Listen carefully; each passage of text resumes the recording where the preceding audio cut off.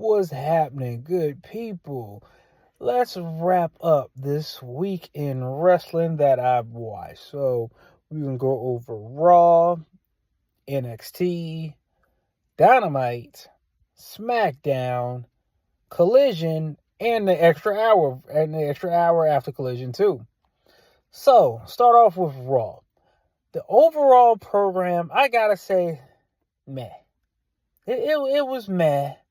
I mean, a match for a match. I know they build up to SummerSlam, which I'm excited about SummerSlam. I can't wait. That's this Saturday coming up, so I'm excited about that. I know all the build ups for that, but man, no, man. I mean, I mean, I really like Braun Breaker. I'm almost certain he's gonna get the Intercontinental title.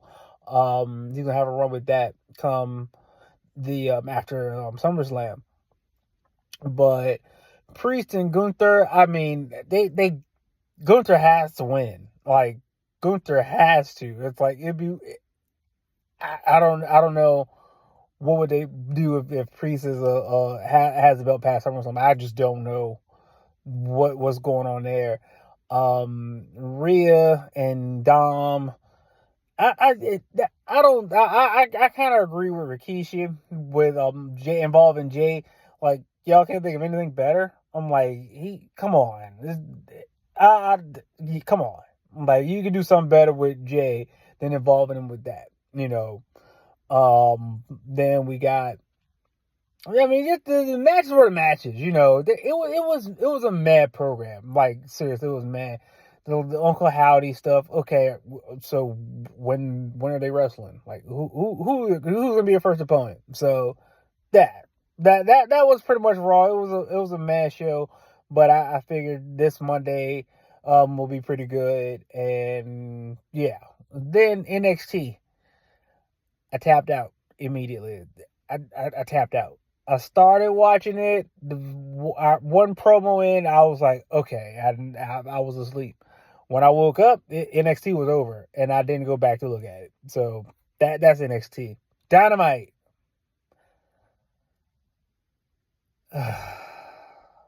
Jericho. Chris Jericho is just the worst. The absolute worst. Sure, he broke his finger doing a whole bunch of chops to an old broken down dude that can barely move. I mean, what are we doing, man? What are you doing? Just stop. Learning Tree, just awful. Young Bucks, awful. Well, just awful. And I am glad that Will Ospreay and MJF are having a rematch at Wembley because that only makes sense. That only makes logical sense. Then that whole blood and guts nonsense. It was just nonsense on top of nonsense. You got two rings, an extra huge cage, and you have tables in there, chairs, all random assortment of staple guns. Like, toolboxes don't have that many staple guns in it. Come on, that's ridiculous. The fact that I kind of laughed when Swerve came out. He got beat up instantly before he got in there and got handcuffed to the cage. I'm like, whoa, what? So they're doing this to the world champion. I'm like, what? It's like, no, he's gonna be in there cleaning the house. But nope, they beat him up and handcuffed him. And then the spot where they just decided to let's just staple him all together. What is happening? What are we doing? What are we doing? So Team AEW won against the Elite. It was just a whole bunch of nonsense.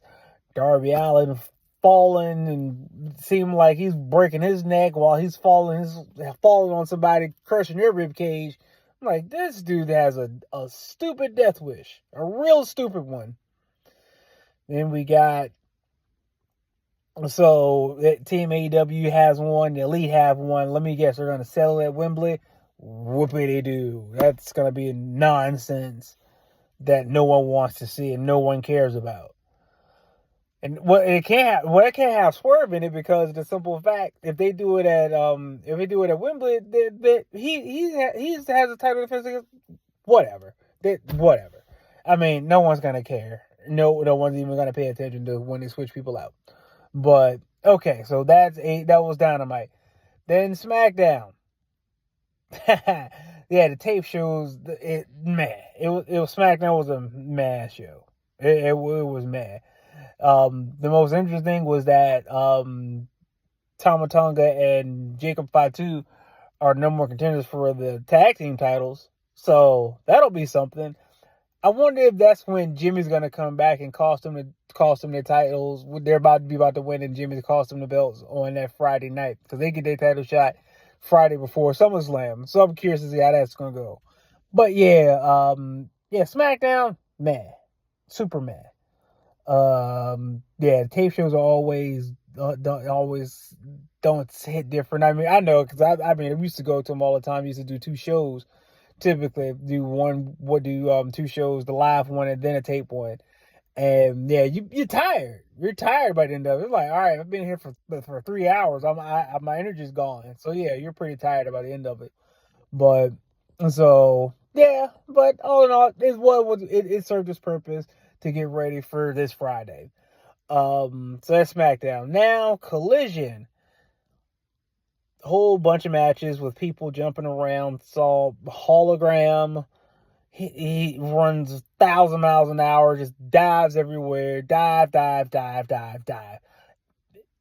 So many dives. Like, every match had people diving out of the ring. I'm like, that's why so many injuries happen on that show. I'm like, the girl broke her arm 2 weeks ago. Another one got her ankle cracked this last week. I'm like, good grief, man. All these dives outside of the ring. Someone's bound to get hurt. You just play the odds on that one. I mean, just dive after dive after dive. I mean, I don't know what was happening on Collision, but everyone was just diving all out of the ring. And it ultimately led up to people winning the match, I guess. I don't know what for. They said for some eliminator or whatever. But every match is an eliminator match, seems like, if it's not for a title. And then the extra hour after that, Willow. I like Willow. I like Willow. I like her. I like her a lot. And I'm glad she retained her title. And the other match that came on before that, I don't remember that at all. I zoned out the matches before that until Willow was out. But that's my weekend wrap in wrestling. My wrestling rant for the week. Look forward to seeing more wrestling this week coming up.